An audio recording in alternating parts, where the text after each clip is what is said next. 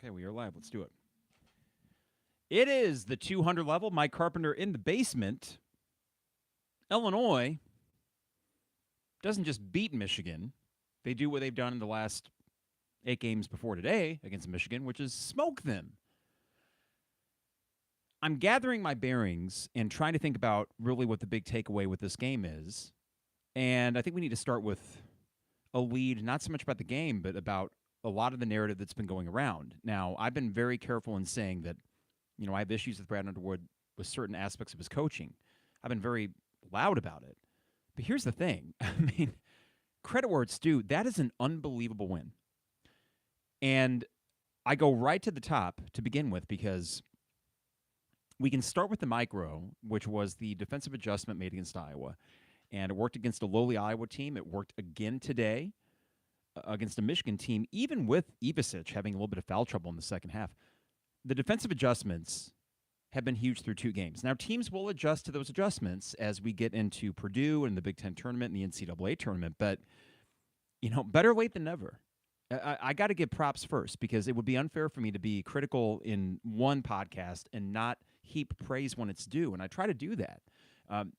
That is one thing that Brad Underwood should be given immense credit for, making that change. I would imagine that it was his call to make, and it was something that, hey, enough is enough. We got to make something, we got to do something far different on the defensive side of the ball. All right, second thing is much more macro and intangible.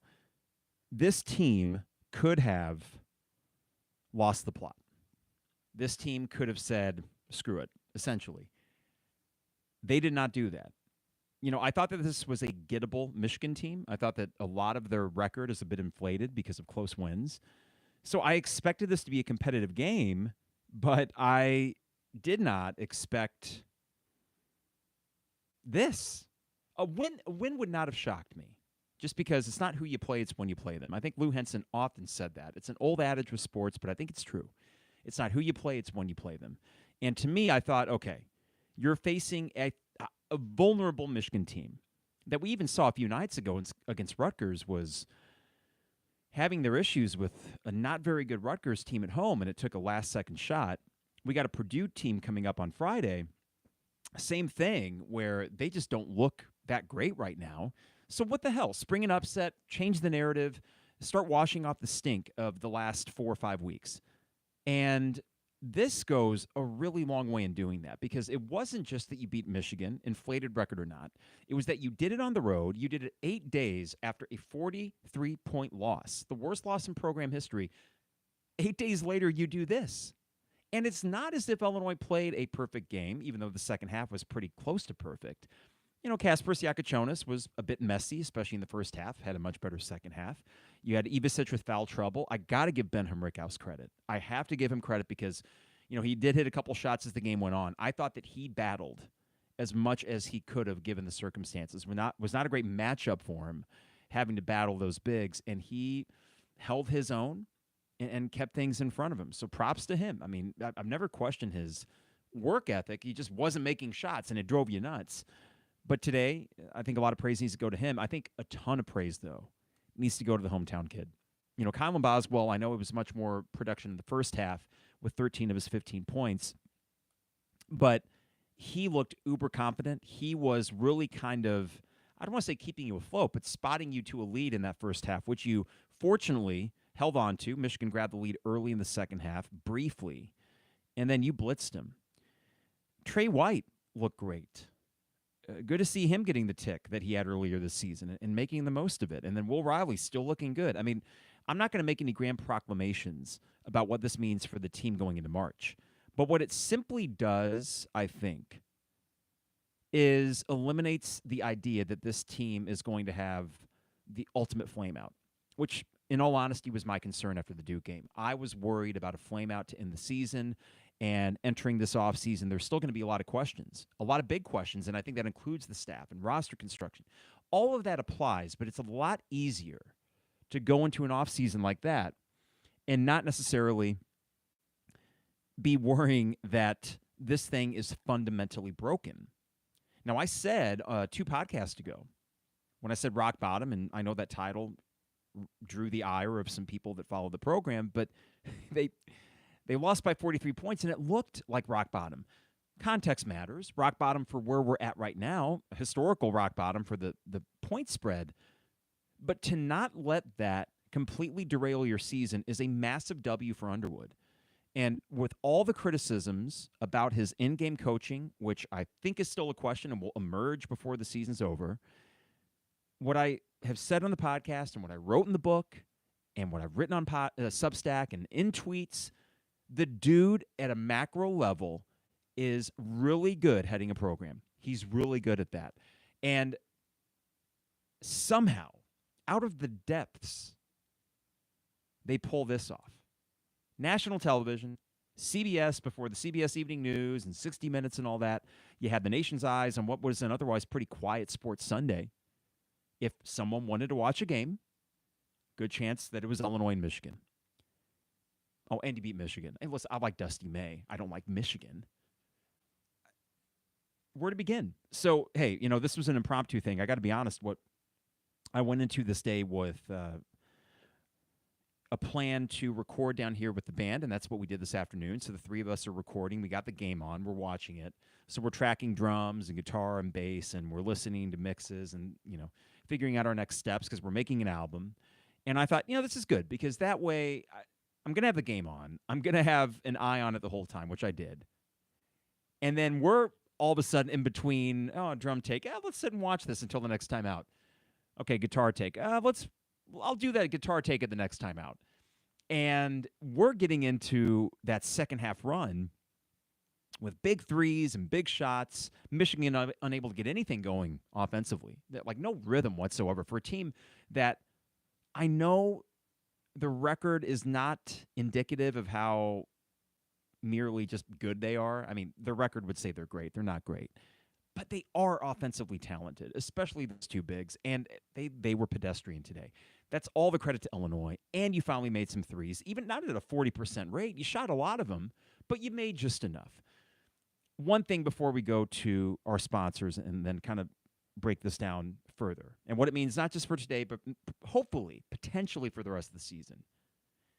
The offensive rebounding was elite in a way that it has not been probably since maybe early January. I'd have to check the Oregon numbers and see what were we doing on the boards offensively in that game. I know in December that really started to pique our interest of, wow, this team is really good at collecting their own misses. Today, it was unbelievable. I'm going to pull up the box score and make sure I get all this accurate here, and we'll hit up the box score after the sponsors. But, I mean, just, what that speaks to? Offensive boards. Effort. It does. And I was worried, and I think there were enough indications, especially in the Duke game, that this team was quitting in some respects or not playing as hard as they should. And that's not a place you ever want to be. To do this 8 days after that and put forth a phenomenal effort, that leads to the kind of offensive boards that you had in a game like this. 93-73, you win by 20. The stat that will stick out to me the most out of all of that, offensive boards. We're going to talk about all that. I want to get your thoughts on YouTube. I know this is sort of impromptu because, again, I just figured we're going to have a recording session. If we were to win, of course, we'll hit that up. But I don't know if I anticipated that, and I certainly didn't anticipate this. Got to talk about it. All right. Sponsors of the 200 level, Hamilton Walkers in downtown Champaign. My wife and I went there Friday night. Nathan and the staff, always accommodating. We sat at the bar, which we just want to get some quick eats. And then I'm there, and I'm like, I'm not feeling a burger. I got the Twin Petites. So they're 2 3-ounce cuts. Got a medium. I know some like medium rare. I just got a medium. We got a side of steak fries. We got the bread. Got the side Caesar salad. My wife just had a big Caesar salad, which you can get one of those too. She had a gin martini, and I had the old-fashioned, the house old-fashioned that they had there. Still the best. Great service. Cannot recommend Hamilton Walkers enough. And great pregame, postgame meal. Great date night, as it was for us on Friday. Hamilton Walkers, steak, seafood, and spirits in downtown Champaign. Also, got to thank State Farm agent Brian Hansen. Online at brianismyguy.com. Life, auto, home, business, renters, you name it. Brian is my guy, and he can be your guy as well at brianismyguy.com. Dogtown Heating, Air, and Plumbing, your home's best friend. Actually, I'm going to do them in a second because I know they got a really cool promotion I want to tell you about and make sure I get that accurate. I will tell you about Owen Builders LLC online at owenbuildersllc.com. Check out a gallery of their work and get a free quote while you're there at owenbuildersllc.com. And Dogtown Heating, Air, and Plumbing, let me tell you what they got going on right now. If you're ready to upgrade your home this spring, Dogtown Heating, Air, and Plumbing has a sale for you through the end of March. A free water heater with the purchase of a new HVAC system, or 60 months, 0% interest on financing for a new HVAC system. Biggest sale of the year. Give them a call at 217-841-4728 for a free quote. That's 217-841-4728. Dogtown Heating, Air, and Plumbing, your home's best friend.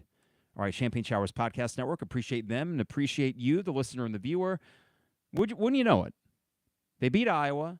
And then the book starts selling again. I get it.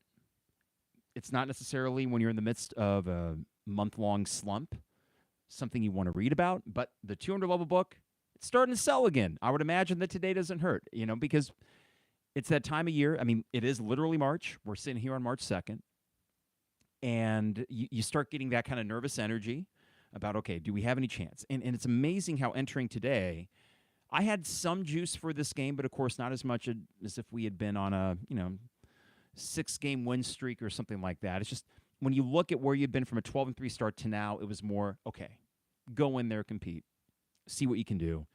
Don't let the vibes completely get shot after what you did against Iowa. You did the complete inverse of that. The vibes are now going much higher, and you get an entire week until Friday night to get ready for Purdue, a Purdue team that you can get. And if you were to win that game, all of a sudden you've won 3 in a row at the end of the year, 2 against quality opponents, go into the Big Ten tournament and shoot your shot. I think at this point you'd be playing your way into the bye, but probably not a double bye. I guess we'd have to look at that. And maybe YouTube feed. If you happen to know any of the tiebreakers with that, let me know. But it's not a narrative that I thought we'd be having right now. It's when we talk about things like that, when you see expectations subverted to this degree, I start wondering, as a podcast host, as a personality, whatever you want to throw out there, the things that I've criticized Brad Underwood for, do I need to, offer some sort of apology? And I was reflecting on that just before going to air, and I'm like, well, not necessarily, because we saw the temperature of the fan base over the last month. And anything that I said, it never approached fire Brad Underwood, despite how some people read that. To me, it was always, okay, this is getting so bad that now we're entering a far more consequential offseason, and there's a lot of questions in terms of staff and roster construction. That has been my mantra in this slump that Illinois had been in. And I use the word had because it doesn't appear as if they're in it now. You don't win a game like this if you're still mired in that slump. It's not like winning by 20 on the road at Minnesota. Michigan's not great, but they're good. Okay, Minnesota, bad team. You did what good teams should do against bad teams in a game like that. This is different than that. Now, I always want to caution, do we say, well, you beat Michigan, so therefore you're going to beat Purdue, you're going to go on some massive run. I can't go that far, but I can say, and what's so nice to be able to say this on a day like this, is the sun's staying up later, and it's not warm, but it's getting back into that. I mean, we got 50s and 60s later this week. That we have intrigue again, at a minimum. You got intrigue, which is something that I was not sure we'd have. When I recorded a podcast literally a week ago today, and we were reflecting on the Duke game, I thought, oh, God, this is going to be a death march to the end of the year. I was not alone in that. I am happy that today happened. I think this also gets misconstrued sometimes when people on Twitter or on the message boards, when you are upset and you criticize things that you think are worse than they should be or have any right to be, a lot of people interpret that as you somehow are taking joy in it, like schadenfreude. You're wanting your own team to not play well because you enjoy criticizing them. That's not true. I mean, I have no problem criticizing when things are not going so well, but I don't necessarily enjoy it. In fact, it's kind of a bummer when the alternative is a day like today, where they go on the road to Ann Arbor and do what we've done since Brad Underwood has been here, beat Michigan. and beat them handily. I mean, you remember the John Beilein era. Did we beat John Beilein once? I don't know. And if once, certainly not twice. I don't even know. But John Beilein's record against Illinois was pure dominance. We felt the same thing against Wisconsin. I know that streak ended, but, I've mentioned it. I did in the book. I've said it before in every outlet that I have. These runs that you have against certain Big Ten teams are nothing to sneeze at. Now, Friday, you have a big opportunity to knock out one of the remaining bugaboos, which is Purdue. You finally have that chance to get that off of your shoulders because they have been a thorn in our side, and they've been great, but Zach Edey's not there anymore, and you're seeing the results of that. He's a good player. He's doing it in the NBA right now. I know that Braden Smith is good, but Fletcher Loyer, does he scare you? Does Trey Kaufman-Renn? It would be difficult, and this is what's unbelievable, considering what happened a week ago. It honestly would be difficult to see Illinois losing this game against Purdue, the way they're playing now and the way Illinois is playing now. What a flip. I can't praise Underwood enough. I got to use the word praise. How can you not?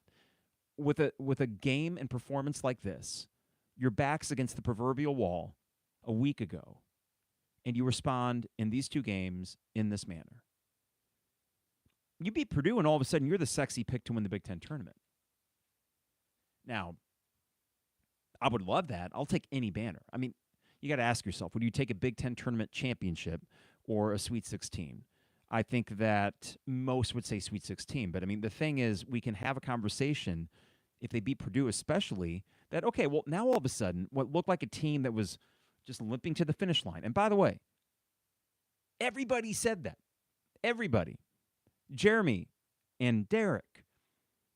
The things that they were saying on their pod and writing in their stories a week ago were every bit as alarmist as anything that I've said, or you name the Illini media. I mean, you guys have felt it too. This has been a drag. So that's why this is like, I'm looking around like, what the hell happened today? And all I can land on is just, wow, Brad. I mean, that's why this dude wins games. There is something to say about Brad Underwood, that while there are in-game coaching things that make you scratch your head, or a lack of adjustments in-game that worry you if you come up against a certain opponent, that has reared its head. But he has had a knack in the last 6 seasons of just winning a big road game. In fact, actually, his teams often, it seems, play better on the road, and I can't necessarily ascribe why that is, but he just has a knack for doing this. And sometimes in very impressive fashion where you're afterwards thinking, damn, they just did that? And this is one of those they just did that games. Here's the box score. And YouTube feed, I know I'll hit that up here in a bit. Thank you guys for joining me on this Sunday evening. And here's what we got in the box score that really stood out to me. So Illinois, first off, I got to give some standout performances. Boswell, I said 2 points in the second half. He had 4. 7 for 13 shooting, 1 for 5 3-point. If he could ever get that back, he would be that much better. 9 boards. And he's not alone as far as the rebounding, but 9 boards for a essentially point guard. 4 assists, 3 turnovers. You'll live with that any day. That's a great performance. And it was really just the sort of toughness that he gave off. It was the and one opportunity that he got late in the game where you thought, damn, like that's a big man kind of move right there. And you saw the bench's reaction to it. I mean, it's the kind of stuff that you feed off of if you're a team that's been struggling. And to see that, it was sort of like the exclamation. I felt like that and one late in the game was sort of the exclamation point on it. I mean, you were already up, 15-16 at that time? But that seemed to all but assure that, yeah, you're getting out of here with not just a win, but blowing them out. Will Riley, 13 points. When's the last game that he didn't have double digits? I don't know. I mean, he's been pretty darn consistent. Was not making the 3 tonight. And Illinois, to be quite honest, 37% from 3 today. I mean, that's a number you'll take any time. But you look at some of these individual numbers from 3. Kylan, Will Riley combined, 1 for 9. You add Ivisic there. He was 1 for 5 from 3. But what really helped you out here, Trey White, your leading scorer with 19. 11 boards. I have not seen who the podium picks were for Brad Underwood. Trey White would have to be one of them. This is someone that just a couple weeks ago played 0 minutes against Michigan State at home. Did not see the floor. Kudos to that kid because he could have checked out. He could have been super pissed and said, I'm not even bothering with it. Who else do we got here? Kasparis. Rough first half. Just, not necessarily good Kasparis. Better second half. Maybe not the most efficient, 5 for 14 from the field, but he did go 3 for 6 from 3. Missed a few free throws, 6 rebounds, 4 assists, only 2 turnovers. Here's the other thing, too, everybody. Illinois with only 1 turnover in the second half. And how many for the game? Not many. 3, 2, 5, 6, 8, 9 for the game. So 8 in the first half, 1 in the second. That's taking care of the ball. And Michigan's defense is not necessarily the staunchest you'll run into, but they're a smart team. They're a veteran team, the Wolverines. And you kept your cool in what I assume was a pretty good atmosphere. That was senior day for Michigan. You just went in there on senior day and outscored them in the second half 62-43. 62-43 in the second half. Wow. I mean, in the second half, Illinois shot 61% from the field. They did shoot 11 for 23 from 3. That helped. Jake Davis, one of them a bank shot. I love Jake Davis. He only got 8 minutes, but I like when he's out there. Overall, I'm looking at this box score and getting back to the rebounds here. And why are they not listing? Oh, here we go. Offensive rebounds, 19 for the game for Illinois. Yes, Michigan had 12. But overall, you won the rebounding battle 43-32. That's at the 2 bigs that Michigan has. And I know Danny Wolf is not some sort of prototypical center. I understand that. But that's 2 big guys, and that's, again, credit to Benham Rickhouse. Not a great game necessarily offensively. Well, he finished with 9. But 5 boards when he just needed him to man up a little bit. And I think he did that. So I got to give him props, too, because it's not a crazy stat sheet, but he had to guard one of the 2 bigs at any given possession for the most part when he was out there and held his own. And you just look at this. Wolf with 9 points, somehow 3 of 6 from the field, only 6 field goal attempts for him. Vlad Golden got his, 11 for 15. Tough matchup even for Ivasic, who didn't even have a great game. I mean, you look at this, and if you say Ivasic has 7 points and Vlad Golden has 22, who was predicting a win? Who? But the real tale for Michigan was the fact that other than Golden, not a great game for anybody. I mean, Danny Wolf, 9 points. Donaldson, 9 points on 4 of 12 shooting. Namari Burnett, 6 points. Roddy Gale, 4. Yeah.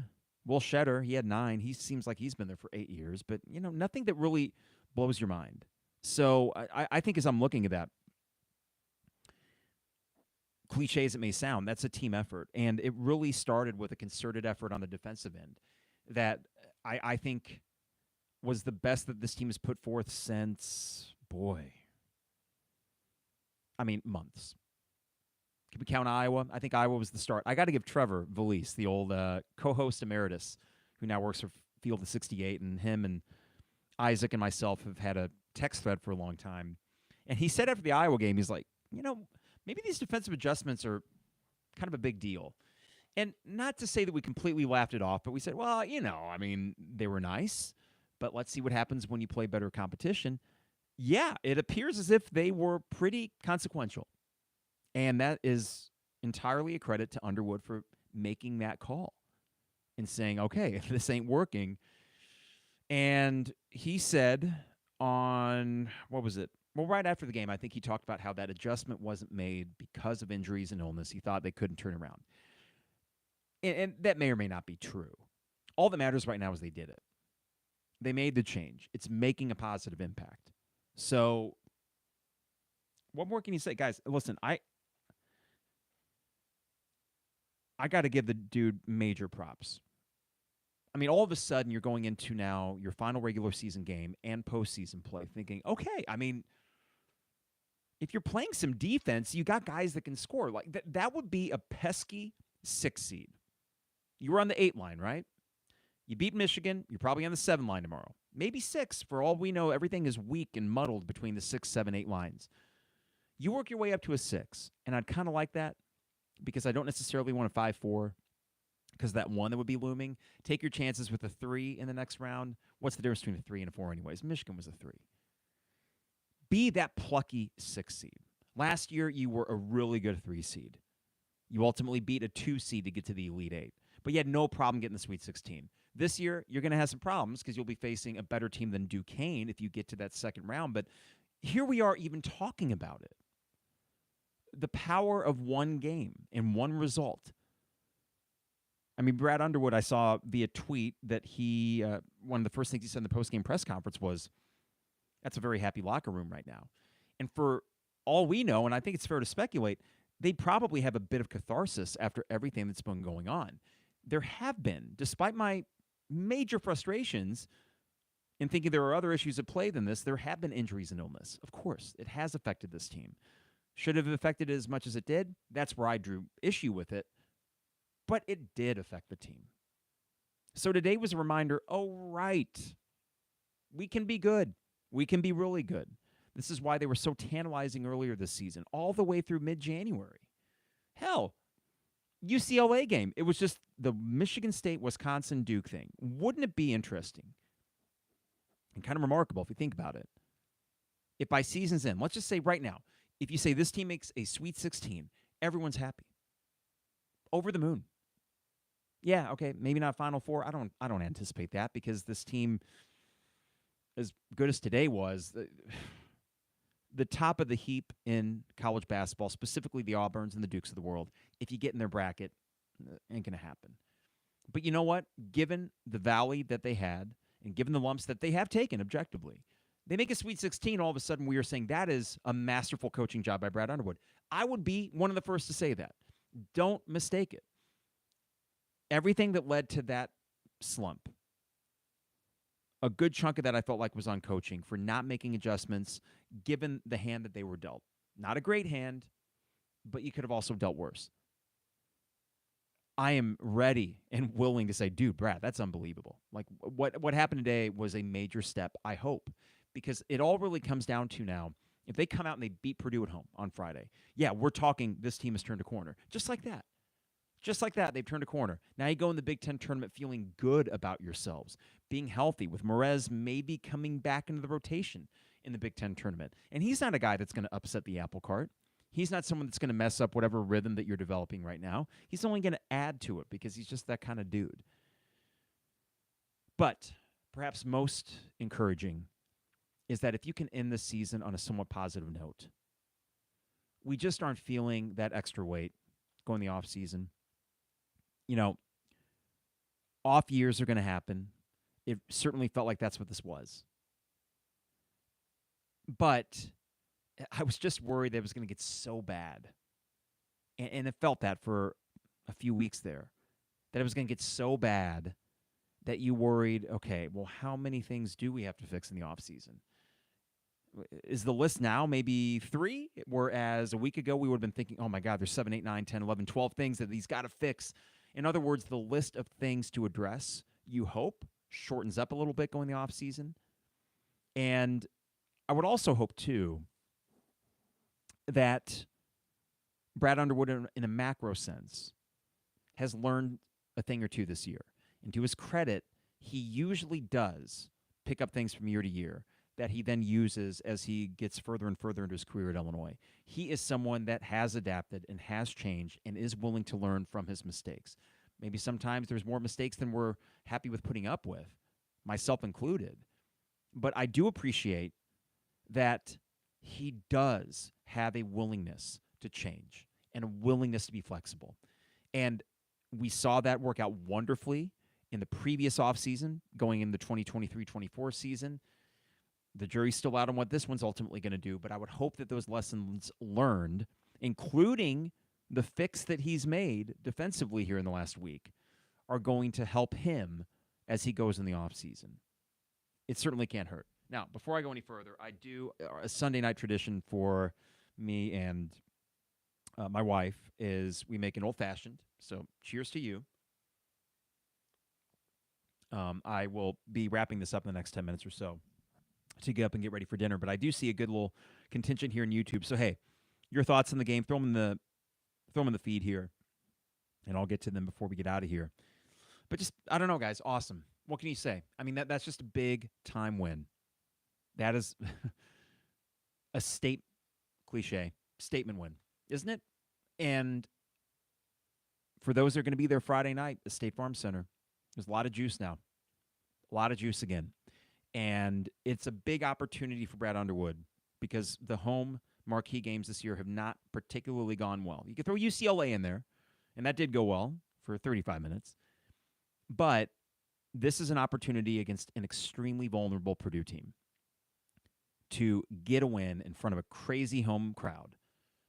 And then you get a week, at least 6 days, before you'd play in the Big Ten tournament. That's a good spot to be in. All right, everybody. Let's see here from Ethan. How's it going, Ethan? Both can be true. Love your reactionary niche. When we underperform, we're allowed to call the team out. That doesn't prevent us from relishing in moments like these. Let's keep the train going. Let's do it, Ethan. I love it. From Wesley. I rolled my eyes every time Brad would say they weren't healthy or whole and can't practice as an excuse. But now that they've had a healthy week of practice, it results in 2 20-point wins. Brad was right. Hey, Wesley, here's the thing. I view it as a spectrum of blame, let's call it. On one hand, injuries and illness, external factors. On the other hand, coaching changes or lack thereof. And what I was viewing this season as, even through those injuries and illness, was much more on the side of, wow, Brad's not really handling this well. I think it is fair to adjust your call based on what you see. So the fact that if they did, in fact, according to all accounts, have a healthy week of practice and it resulted in these performances, then guess what? That line on the spectrum moves over. And I will happily admit, season's end, if I got to reflect and say, man, I misjudged that, I'll say that. I'll say that to a degree right now in that, he's culpable as a head coach for the valley that they went into. The question is to what extent. I think that was the big debate that most Illini fans were having. And it does appear, early results, 2 straight 20-point wins after being healthy after the nadir of the season at Madison Square Garden. Early returns are good. They keep winning some games, then yeah, I'm going to say, well, shoot, Brad was 100% right on that. I mean, that could be true. I hope for this team's case, for their sake, I should say, that it is true. That it was injuries and illness that led, solely injuries and illness that led to this. I don't think it's solely.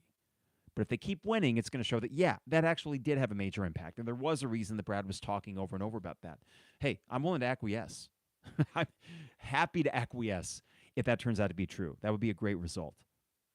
From New Jersey Illini, lots of options for this team. Just need to identify the matchup mismatches on offense and exploit them.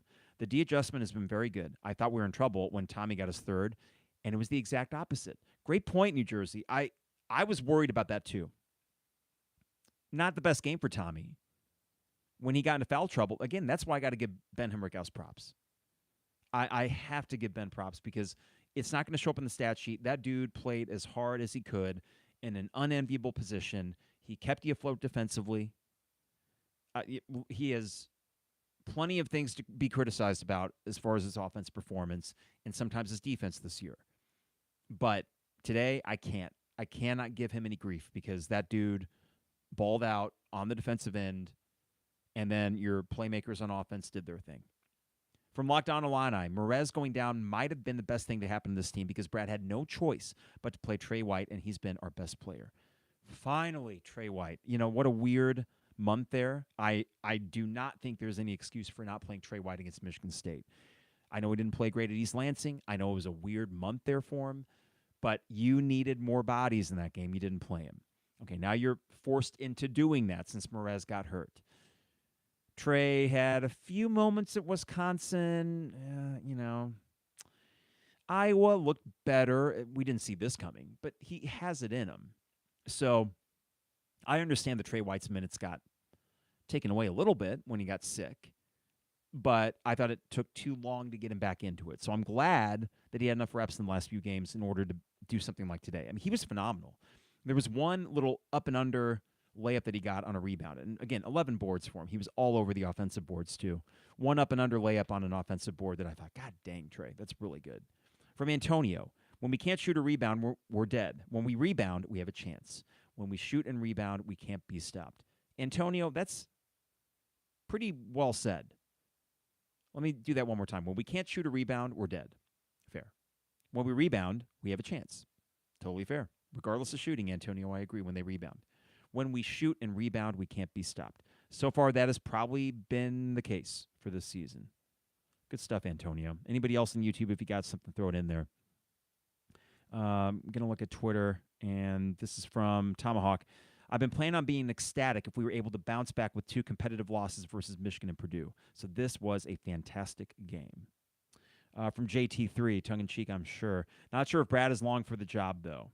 I don't know if that's in reference to me. Again, I've never called for Brad Underwood's job. If anyone reading it like that, that's subtext they're putting onto it. I don't know if JT3, though, is referring to rumors about Texas, Kansas State.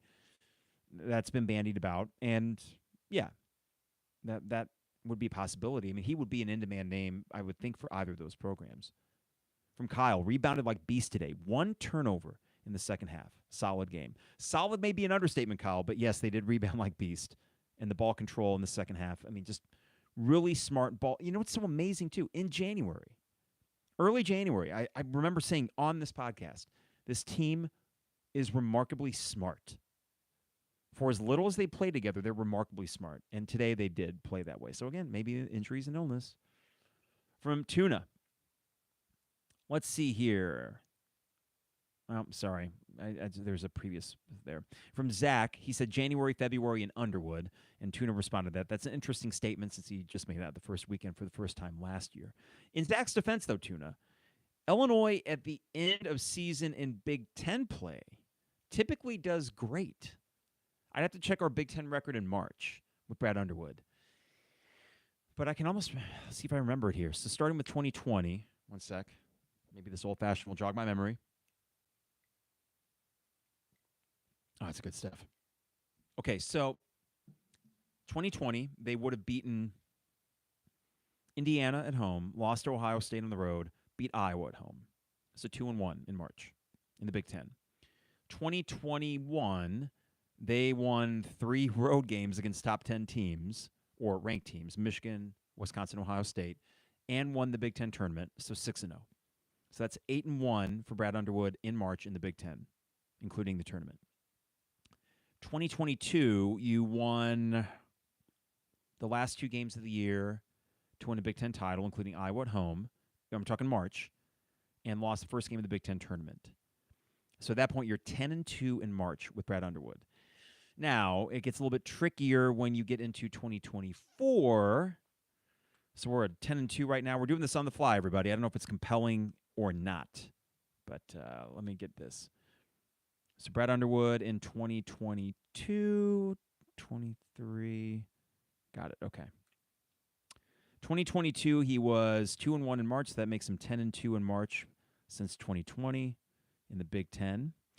You went 1-2 in 23. So that put you at 11-4 in March in Big Ten play. 11-4 going into last year when you were 1, 2, 3, 4, 5-1. 11-2, 16-3 in March. Today makes you 17-3 in March in Big Ten regular season tournament play. 17-3. God dang. Oh, that's going on Twitter right now because that is an insane stat. And since 2020, Brad Underwood's Illini teams, I'm tweeting in real time because I got to get this out there. Brad Underwood's Illini teams are 17-3 in March in Big Ten regular season and tournament play. I just need to make sure that's right, though. 17-3. They lost 1. They lost 2. And 3. I know this is compelling. 3, 4. 5. 17-5, sorry. Okay. That'll do. That'll play. 17-5 in Big Ten play. Yeah, sorry if that was not the most compelling podcasting there, but I was just trying to gather my thoughts and think, okay, Zach has a point. NCAA tournament, sure. You know, he made the Elite Eight last year, and you can make a run this year depending on matchups. You can make a run any year. We'll see. I hope that it doesn't have a result where we start thinking, 2024 was a one-trick pony. But when it comes to Big Ten play, Brad wins a lot of his March games. And those are consequential games, right? And led you to a Big Ten regular season, 2 Big Ten tournament titles. These are banners that are up there. It's that kind of excitement that led me last summer to think, let's write a book. Because these are tangible accomplishments. This is a very good era. Remember, even within success, if things aren't going well, it's okay to criticize. I'm just saying that. Am I louder than some? Sure, I have a platform. But I have tried to this year be as fair as I can. If I've ever been unfair, and I think the end of the season will tell us a little bit about that. I don't know about unfair, but maybe just wrong. That could happen too. Guys, it's sports. Think about all the conversations you've had with your people on, at the bar, in your garage, man cave, whatever. I mean, these are the conversations we have, and it's part of the fun. It's part of the, but I will say, even within all of that, I have tried to keep a very clear picture of, okay, this guy is accomplishing things here that we have not had consistently since the early 2000s. So the context does matter. We can criticize what's in front of us. I also try to say, hey, it's still not bad. He might have to make some changes this offseason, but he's still our guy. Yes, I have some questions, but he's still our guy. I've never wavered from that. Man, what a win. What can you say? I mean, it's hard not to think. I don't know, guys. I'm stumped. I mean, I wanted to do this live afterwards because sometimes I think that I could have done this tomorrow, probably had my thoughts together a little bit better. That might have been more eloquent podcasting. But I think we're all a little bit, whoa, like, where did that come from? What does it mean? I don't know what it means long term. I just know that today it means you beat a good team on the road in decisive fashion and looked really good doing it. And when you consider where they were at a week ago, that is what makes it even more remarkable. For McDart, it was probably all T. Wood. Tyler Underwood? I don't know. But, 62 points in the second half. Hard to say that the offensive guy doesn't know a thing or two, but all that said, I still think that Illinois needs to get a third assistant who is the strategical guru for next season, regardless of what happens this year. But, hey, credit where it's due. Tyler Underwood's offense, if he is in fact the architect of it, worked well today. From Sox Optimist, thinking of all the dolts that promised we were losing out after the Duke game. I didn't think that. I thought that the Iowa game was telling. And in my mind, if they would have came out and laid an egg against Iowa, then yes, they would have lost out. And then they did that, and then it's, okay, all right, they aren't dead. They did respond well.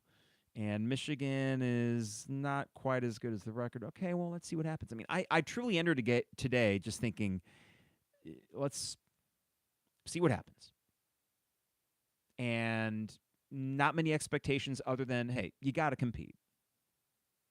Because it just seemed like a game where you shouldn't get run out of the gym.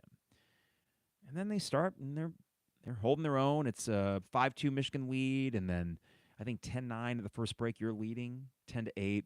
Waffling back and forth, you're up 25-18. To me, it was playing a little bit like the Michigan State game because you got that little run midway through the first half. Michigan closed the gap, and I don't know how good anyone was feeling going into halftime.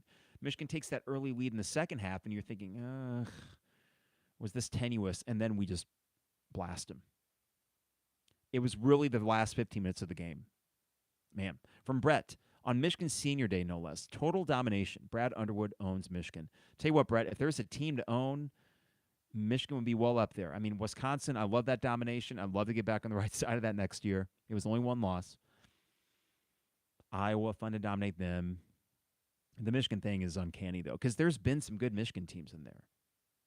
we've beaten, I think, 3 top 15 Michigan teams on the road. 2 with Jawan and today against Dusty May. From Randall, let's see. Unless a run in the Big Ten tournament, a 6 or 7 is what I think. I think a 6 if you don't make a run. If you beat Purdue but don't make a run in the Big Ten tournament, a 6 seems about right, and I would like that. From Jeff, elite coach. Everyone who doesn't see it doesn't know basketball. Well, Jeff, I would say that he is elite at aspects of his job. There is no doubt about that. There are areas in which I hope that he supplements his staff with guys that can address those areas, specifically in-game strategy. And then, yeah, there are things that he does that are elite, and he's right on that cusp. Okay, the word elite, if we're talking what's elite? Bill Self? I know they're struggling this year, but he is. No, I don't know. I mean, I know we hate to say it. Bruce Pearl. Ugh, God, I just bile in my throat. Ugh, sorry. I hate to say it, but I mean, he's right on that cusp, if not already. Nate Oates, is Brad Underwood at that level? He's right. He's knocking on the door. I mean, it's the March thing. He got the Elite 8 last year. I mean, elite. It's hard for me to give him that elite tag, Jeff, but I wonder if my proximity to it is making that a harder bridge to cross because we see the warts and all. I acknowledge he's done an awesome job. And at a minimum, he's a very, very good coach. Like, he is compensated because the way he is, because he's had a lot of success, made all the more impressive by what he inherited. Maybe he is elite. I don't know. I mean, it's debatable. And that says quite a bit that you would even debate if you could use that word for him. If he's in the conversation for being an elite coach, then your program's doing okay. And yes, Illinois' program is doing okay, to say the least. From Ryan, job's not done yet, but it's looking more and more likely the injuries and illness have this team in a hell of a quagmire. Ryan, fantastic use of the word quagmire. From Nick, think this one gets us off the 8-line-9 mic? Yep, I would imagine so, Nick. From John, amen. Man, I'm so tired that Underwood can't coach narrative. Illinois is so lucky to have him. Yeah, I mean, they're lucky in many ways. I was tired of a lot of things in last month, specifically how much was heaped in post-game press conferences, how much of it, the struggles, that is, were heaped on injuries and illness. I will say this. Even if all that's true, I do think that Brad Underwood's approach with how he was framing it the last month could have been different. I don't like, just general, rule of thumb, I don't like when people of any stripe don't take whatever accountability they have. And I don't feel like he did a lot of that in the last month. Now, one could argue, and I know that Trevor in the text thread has done this a little bit, where he said, he might just be protecting his guys because he thinks that mentally they're just super fragile, so he's got to play it up maybe more than he wants to. That might be true. I still think there were opportunities for him to not address the players specifically and just say, hey, listen, I'm not doing my job right now. We aren't playing as well. And yes, he did throw a couple nuggets in there, like after a game, after Michigan State. I should have played this guy more. Dre, I think. Well, yeah, sure, but it's too late now. You didn't. I think, though, overall, we will see to what extent this did have an impact. This is from Jason. Amazing what a healthy team in practice can do. Man, what a day, everybody. I mean, they just smoked Michigan. Still concerned about the direction of the program, Mike. Yeah. Well, I'll reply to Kellen here in a bit. Again, if we're talking about the tweet from 2 weeks ago, I stand by it. Yes, there are things they need to address in the offseason. There are. There just are. You don't need to have those valleys. Even with these amazing peaks, you don't need to have those valleys. So what can help you stem that? One, get a third assistant that is your strategic dude. Stephen Gentry, that really worked wonders in year 3 and 4 for Underwood. Something like that. You need it. You just need it. So, Kellen, I think there are things that need to be addressed. If you were not concerned after what you saw in those 3 games, then your head was up your ass. So don't play gotcha with me. I will take ownership for anything I say. But I think it'd be disingenuous if people were to try to say, well, you were critical. Hell yeah, I was. It sucked. Today did not suck. Today was, whoa. What the hell? I mean, that was a lot of fun. And it reminds you, the last 6 years have been pretty fun.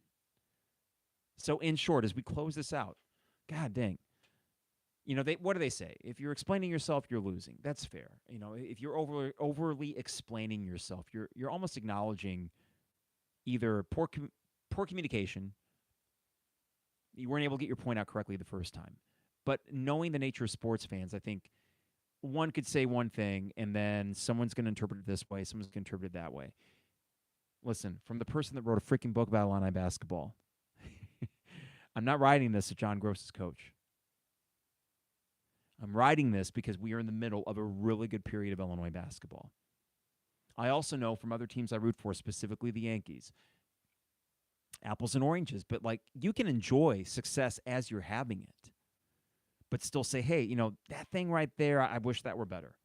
And that's really the extent of it. But I would hope that no one's ever gotten the impression that I don't really enjoy when we're winning. That's fun. And it's a bummer when we're losing. And it's a bummer when we were losing the way we did, even more so, because that was uncharacteristic of a lot of what Underwood had built. So, Kellen, it'd be foolish of me to say, after today's game, that I'm concerned with the direction of the program.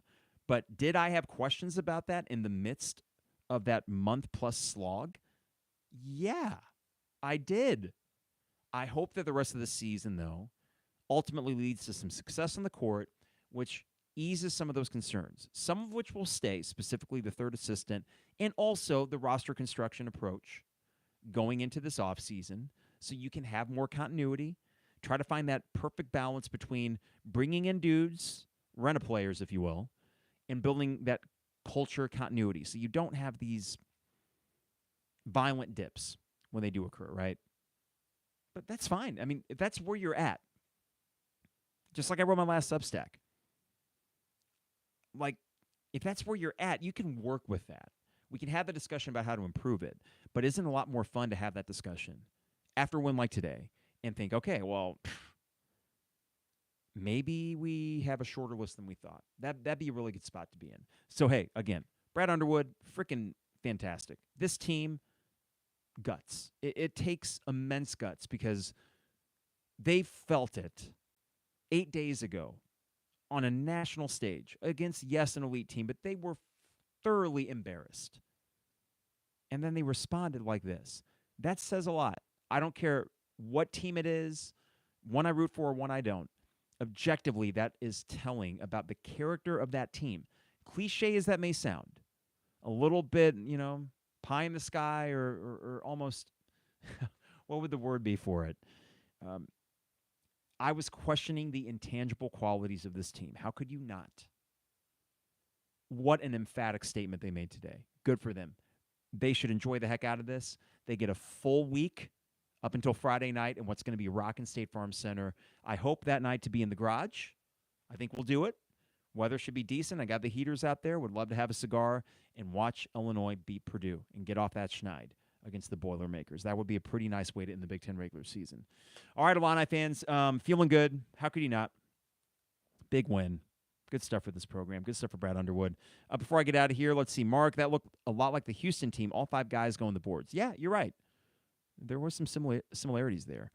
From Ian, I think Riley is the key to how far this team can go. He's always been the X factor to our ceiling in my eyes. He looks great, Ian. I know it wasn't the most stat-stuffing performance, 13 points, but he looks so comfortable out there in a way that he didn't in, let's say, early January. It really was the game at Michigan State that turned the season around for him.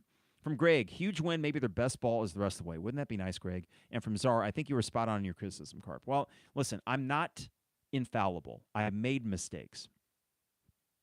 Michael, I thought you said Underwood sucked and he'd be fired. See, this is why I deleted Twitter on my phone, Michael, because of nitwits like you. You don't read. You don't read. Either you got a thick skull or bad reading comprehension or both. This is why I only use this to post podcast, elicit your feedback, and then you run into that. Hey, it's a good day. All right, Illinois won. We're 1 win away from 20, another good milestone. I mean, hey, be happy. I am. How can you not be? We smoked Michigan. I love it. I love beating Michigan. All right, got to thank Hamilton Walkers. Downtown Champaign, Steak, Seafood, and Spirits. Went there on Friday. Got a dinner with some friends coming up there in the next week or two as well. I love that place. Great to see Nathan and the staff. Um, I'm in there enough where they will say hello. So a couple of the bartenders, I was talking with one of them, and he mentioned Underwood had been in there a couple weeks ago and had a good interaction with him. And hey, you could see my picture along with Lon Tay and Harry Black and Trevor Valise from Tay and Carp. It's right behind the host stand, so pretty cool. Hamilton Walker's in downtown Champaign. Also, got to thank Dogtown Heating, Air, and Plumbing, your home's best friend. Give them a call at 217-841-4728. And don't forget their special. You can get a free water heater. I want to make sure I get this right. A free water heater with the purchase of a new HVAC system. Give them a call for details today at 217-841-4728. Also got to thank State Farm agent Brian Hansen online at brianismyguy.com. Life, auto, home, business renters, you name it. Brian is my guy, and he can be your guy as well at brianismyguy.com. And finally, got to thank Owen Builders LLC online at owenbuildersllc.com. Check out a gallery of their work and get a free quote while you're there at owenbuildersllc.com. Champagne Showers Podcast Network, appreciate them. It is March. What better time to get your copy of The 200 Level, an Illinois Fighting Illini basketball fans' journey in time for March Madness coming up.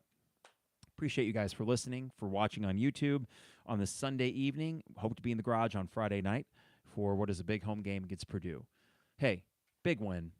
Kudos to this team, kudos to this coaching staff. They deserve all the flowers after a game like that. We will see you later this week, everybody. It is The 200 Level. All right, YouTube, I appreciate you for the impromptu nature of this one. If you could give the thumbs up on your way out on the just like that button there, appreciate it. And we will see you guys later this week. Take care, everybody. See you.